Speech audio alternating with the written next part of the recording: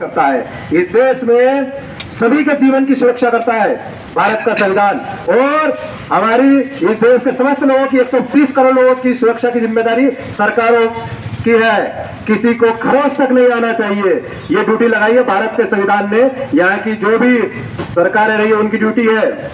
Article 21A, जरा article 21 ध्यान से सुने।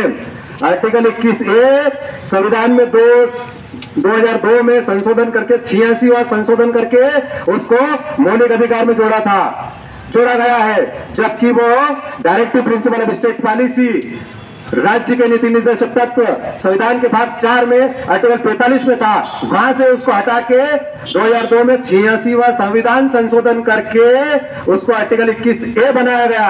वह आर्टिकल 21 क्या कहता है ये आपको जानकारी होना चाहिए। आर्टिकल 21 यह कहता है कि 6 से 14 वर्ष के बच्चों की अनिवार्य शिक्षा, कंपल्सरी एजुकेशन और निःशुल्क एजुकेशन की बात करता है। इस देश में कोई भी सरकारी हो प्राइवेट 6 से 14 वर्ष के बच्चों की, समस्त बच्चों की बात करता है। वो SC ST OBC बच्चों की बात करता है, समस्त बच्चे, चाहे वो गरीब का बच्चा हो या अनिल अंबानी का बच्चा हो, समस्त बच्चों की 6 से 14 वर्ष के बच्चों की निःशुल्क व अनिवार्य शिक्षा की बात करता है।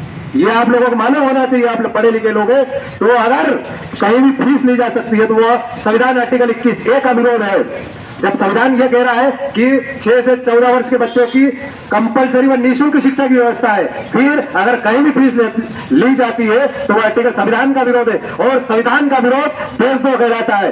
देशद्रोह का मतलब उसकी नागरिकता तत्काल प्रभाव से समाप्त होना चाहिए।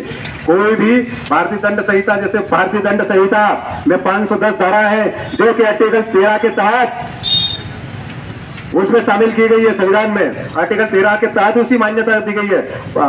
भारतीय दंड संहिता जो 1860 में अंग्रेजों ने बनाई थी, है ना।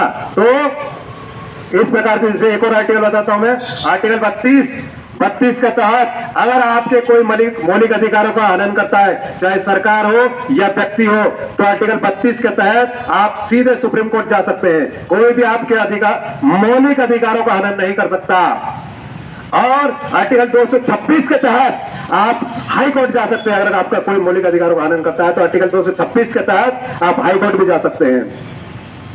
तो साथियों, बहुत सारे आर्टिकल लिखे बाबा साहब ने। एक और राज्य के नीति निर्देशक